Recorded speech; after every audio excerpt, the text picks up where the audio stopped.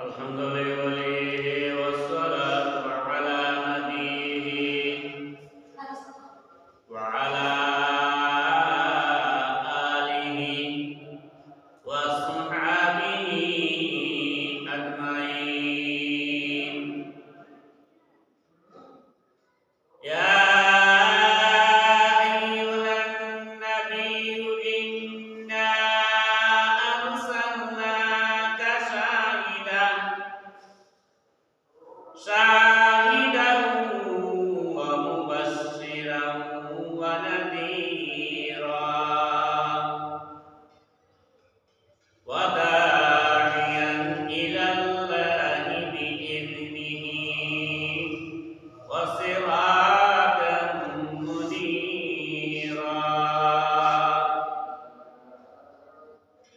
أما بعد فأعوذ بالله من الشيطان الرجيم. بسم الله الرحمن الرحيم. سبحان الذي أسرى بعبده ليلا من المسجد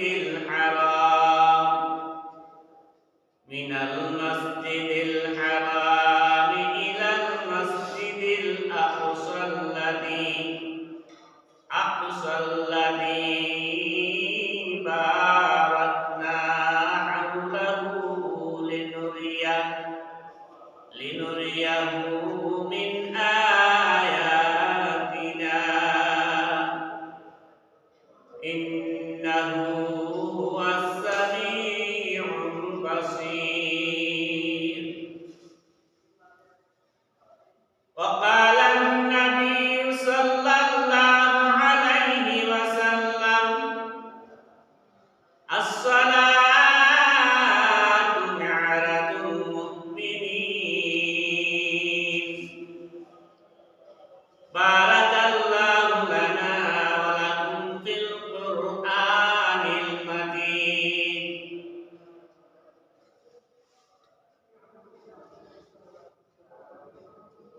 আলহামদুলিল্লাহ,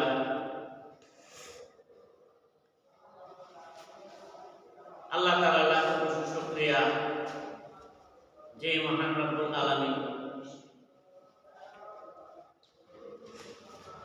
আজকের পবিত্র জুমার দিনে আল্লাহর ঘরে আসার বসার তৌফিক দান করেছেন।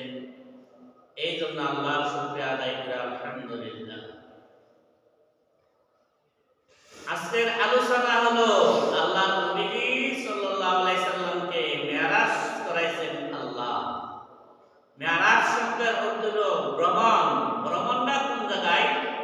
দুনিয়ার জগৎ থেকে উর্দু আকাশ পর্যন্ত। এর ভিতরে আল্লাহর নবীরে আল্লাহ কিছু নিদর্শন দেখাইছেন, আল্লাহর কিছু নিদর্শন দেখাইছেন। আল্লাহর নবী সাল্লাল্লাহু আলাইহি ওয়াসাল্লাম 27 রজব সোমবার দিবাগত রাত্রে নবীজি সাল্লাল্লাহু আলাইহি ওয়াসাল্লাম কাবা শরীফে উত্তর পাশে হাতিমে কাবা একটি জায়গা আছে। এই হাতিমে কাবাতে শায়িত অবস্থা আছেন ঘুমন্ত নবীগণের ঘুম অসাধারণ। আল্লাহ রাব্বুল আলামিন আল্লাহর ফেরেশতা জিবরাইল আলাইহিস সালামকে নির্দেশ করলেন, যে আমার ফেরেশতা, ও ফেরেশতা, আমি আশা করেছি আমার হাবিব মুহাম্মদ রাসূলুল্লাহ সাল্লাল্লাহু আলাইহি ওয়াসাল্লামকে উর্দু আকাশে ভ্রমণ করার জন্য, সাত আসমান সাত জমিন ভ্রমণ করার জন্য, এর ভিতরে যত নিদর্শন আছে সবগুলো দেখানোর জন্য যাও তুমি বেহেশত থেকে একটি আদিমুসান একটি প্রাণী, সেই প্রাণীটার নাম হলো কোরআন। অসংখ্য ফেরেশতার সাথে করে নিয়ে যাও, ওই কোরআনটার উপর করে আমার হাবিবকে, আমার বন্ধুকে, আমার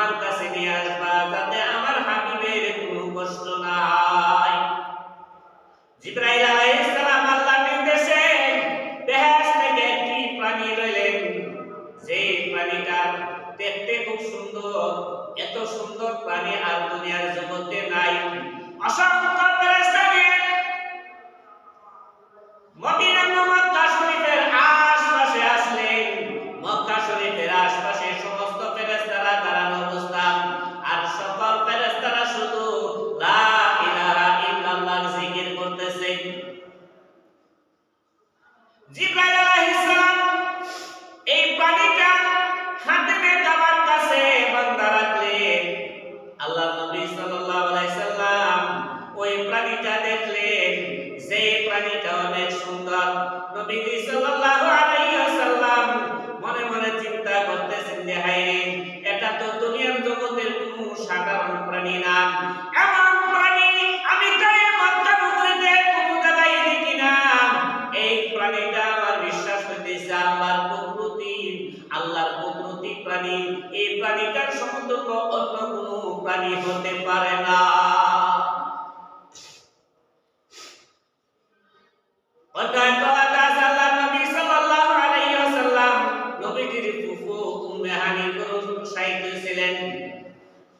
ঘুমন্ত অবস্থা জিবরাইল আলাইহিস সালাম উপর থেকে নিচে ঢোকার সময় ঘরের ভিতরে একটা ব্যাপার শব্দ হইল।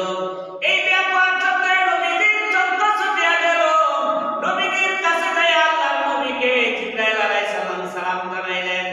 আল্লাহর পক্ষ থেকে সালাম জানাইলেন আর বললেন, ও আল্লাহর হাবিব, আল্লাহর নির্দেশ আমি আসলাম। আল্লাহ ইচ্ছা করেছেন আপনাকে সশরীরে আল্লাহর দরবারে নেওয়ার জন্য। জিবরাইল ফেরেশতা আল্লাহর নবীকে সাথে করে নিলেন কাবা শরীফের কাছে, হাতিমে কাবার কাছে নিয়ে নবীজিকে শোয়াইলেন। শোয়া ভিতরে যা কিছু আছে সবগুলো বাহির করলেন। বাহির করে জমজমের পানি দিয়া নবীজির সবগুলো ধৌত করে আবার ভিতরে ঢুকাই দিলেন। এটা হলো আল্লাহর কুদরতি কেরাসমা, এটার নাম হলো আল্লাহর কুদরতি অপারেশন। এই অপারেশনের দ্বারা আল্লাহ নবী সাল্লাল্লাহু আলাইহি সাল্লামের জ্ঞান শক্তি আল্লাহ বাড়ায় দিলেন, চোখের জ্যোতি আল্লাহ বাড়ায় দিলেন, জ্ঞান শক্তি আল্লাহ বাড়ায় দিলেন, শরীরের ক্ষমতা শক্তি বাড়ায় দিলেন, সব কিছু আল্লাহ বর্ধিত করে দিলেন। জিবরাইল আলাইহিস সালাম বলতেছেন, ও আল্লাহর হাবিব, আল্লাহ রাব্বুল আলামিন ইচ্ছা করেছেন আপনাকে সশরীরে আল্লাহর দরবারে নেওয়ার জন্য। আল্লাহ নবী সাল্লাল্লাহু আলাইহি সাল্লাম যাইবার আগে 2 রাকাত নফল নামাজ পড়লেন। নফল নামাজ এটা হলো শুকরিয়া দান। আল্লাহর কোন বলি যদি বাড়ি থেকে বাহির হইয়া সফরে যাইতেন, তো সফরে যাইবার আগে ওযু করে 2 রাকাত নফল নামাজ পড়তেন। 2 রাকাত নফল নামাজ পড়ে যদি কোনো ব্যক্তি ঘর থেকে বাহির হয়, আল্লাহ রাব্বুল আলামিন এই বান্দা তার আসল জায়গা যাওয়ার আগ পর্যন্ত স্বয়ং আল্লাহ কুদরতি ভাবে এই বান্দারে হেফাজত করবেন। আল্লাহ নবী সাল্লাল্লাহু আলাইহি সাল্লাম ওযু করলেন, 2 রাকাত শুকরিয়া নফল নামাজ পড়লেন। তারপরে জিবরাইল আলাইহিস সালাম এই পানিটা নবীজির কাছে এনে দিলেন। আল্লাহ নবীকে বলতেছেন যে আল্লাহর হাবিব, এই যে প্রাণীটা আল্লাহর পক্ষ থেকে আপনাকে পুরস্কার দেওয়া হয়েছে, এই প্রাণী দ্বারা এই প্রাণীর উপর আরোহণ করে আপনাকে আল্লাহর দরবারে নেওয়া হবে। শুধু আপনার জন্য এটা নির্ধারিত করা হয়েছে, আপনার পূর্বে যত অসংখ্য নবীগণ 2,24,000 পয়গম্বরগণ দুনিয়াতে আগমন করেছেন, কোন নবীকে এমন স্পেশাল পুরস্কার দেওয়া হয় নাই। কোন নবী স্বপ্নের মাধ্যমে আল্লাহর সাথে দেখা করেছেন, কোন নবী পাহাড়ে যেয়ে আল্লাহর সাথে দেখা করেছেন, কিন্তু স্বয়ং আল্লাহ আপনাকে পছন্দ করেছেন, মায়া করেছেন। মায়া আর মহব্বত করে বেহেশত থেকে আল্লাহর পছন্দে এমন একটা প্রাণী আপনাকে পুরস্কার দেওয়া হয়েছে। এই প্রাণীটার উপরে আরোহণ করে স্বয়ং আল্লাহর দরবারে আপনাকে নেওয়া হবে। কত বড় সৌভাগ্য আপনাদের নবী! আমাদের নবী যেমন সম্মানী, এই নবীর উম্মত সম্মানী। আল্লাহ নবী সাল্লাল্লাহু আলাইহি সাল্লাম এই প্রাণীটার গলার মধ্যে ধরার পরে এই প্রাণীটা একটু লড়াচড়া করতেছে।